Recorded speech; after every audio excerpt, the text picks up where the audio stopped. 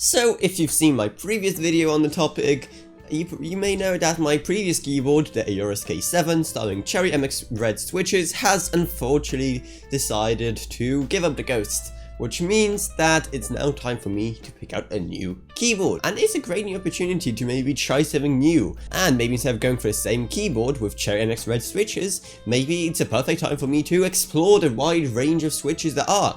And there are quite a lot of switches. And maybe I'll find a brand new one which I'll like even more. But with so many to choose from, how are you supposed to know which ones are the best for you? Well, that's what I'll be going over in this video. Basically, there's way too many switches in the world for me to go over every single one, so I'll be going over the normal colored switch types, mainly from Cherry MX, who have really standardized what color means what, and like this scale of switches essentially. So what's exactly the big deal about? Well, a switch in a keyboard, basically the thing you press down on under the key that actually makes the key work, is an important part of your keyboard experience, because the way it is pressed down can be customized to a ridiculous degree by manufacturers to make sure that the switch you use is the perfect one for you. While the Cherry MX Red is pretty much the standard for pretty much all gaming keyboard nowadays, thanks to quite a few features which I'll go over now. But first, let's get some terminology out of the way. For the most part, there's three types of switches: linear,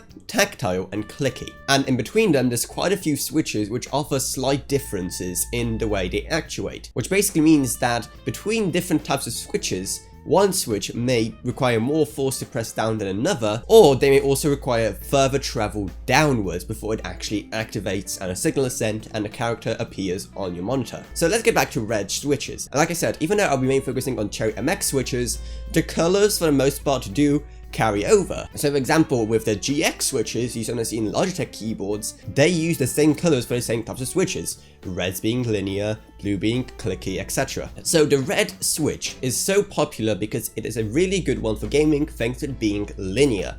A linear switch is one that goes up and down with no resistance in between. Won't actually still apply some force, but it does not have what's called as a tactile bump, which is a feature of the tactile switches. It's just straight up and down,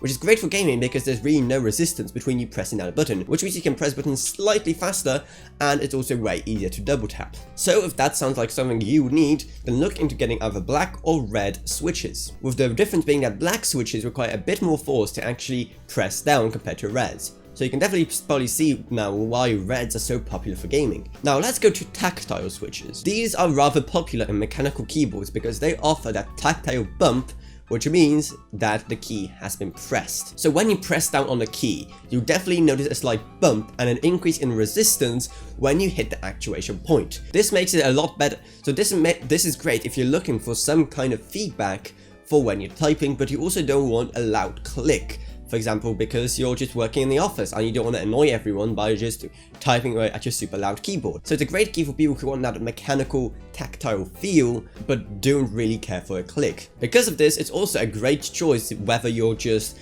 typing away in an office or gaming. Although they're definitely not as gamer oriented as, for example, some linear switches, it is still a great option nonetheless. And I'm not saying by any means that you're going to perform worse by using a tactile switch. It may just take a bit more getting used to if you want to really use them well. So if that sounds great for you, then go with brown switches, either someone like Logitech with their GX switches, or from Cherry or whoever else stocks brown tactile switches. The final type is a close sibling to the tactile switch, the clicky switch. These are essentially tactile switches, but which also offer an auditory click, the very signature click which you often get with mechanical keyboards.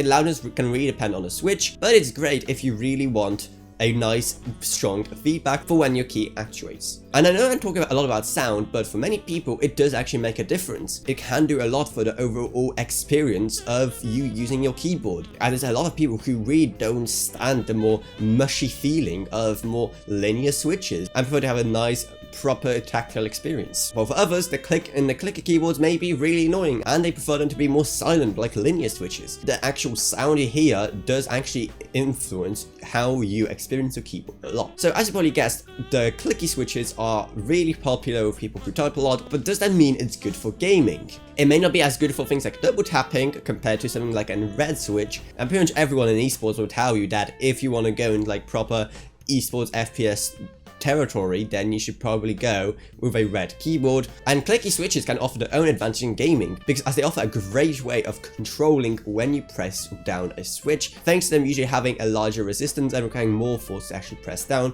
because of the tactile bump. So it means less accidental key pressing, and you can plan ahead for pressing a key a lot better. In this territory, the main two switches are the blues and greens. Blues are the standard for clicky, however you can also have greens, which require way more force to actually actuate compared to blues. So they're not really that popular, and many people advise against them unless you really want to press down hard on a key. But the blue is still there, and it's still probably the most popular and for the most cases the best option if you want to go with a clicky keyboard. But if you're still not sure what you want, then well, maybe when this is all over and we're finally allowed outside again and shops are open, maybe go to your local store and press around on some keyboards. Learn to disinfect them first though, and see what kind of switch you like the best. And there's lots of other switches I didn't cover in this guide, but they still mostly fall into the same linear, tactile and clicky categories. Which keyboard I will go with then? Well, I'll leave it as a surprise, because in the next and final part of this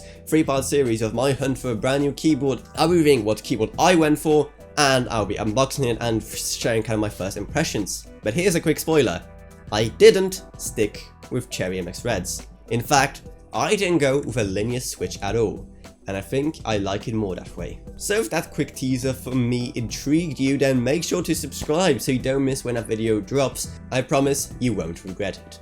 And while you're subscribed, maybe check out some of my other videos. I have quite a few ones, at least I think they're interesting. So that's why you're here. Maybe join my Discord if you want to, talk to me or others about this or whatever else, So if you want any proper suggestions for specific keyboards, or maybe you want some more info about any of these switches from me or any of the other hardware experts on my Discord channel, then just join and I'll reply to you ASAP. Plus, down in the video description below, you'll also find my Patreon if you, you want to help support the channel monetarily. As in $1 a month goes a long way in allowing me to make videos on way more interesting stuff, and also way higher quality videos. Plus, it also helps cover the costs of whenever a keyboard breaks and I need to get another one at a moment's notice. That's really it. But so I hope you enjoyed the second part of this mini-series. If you did, remember to subscribe, like, whatever, and I'll see you all in whatever I make next. Goodbye, everyone.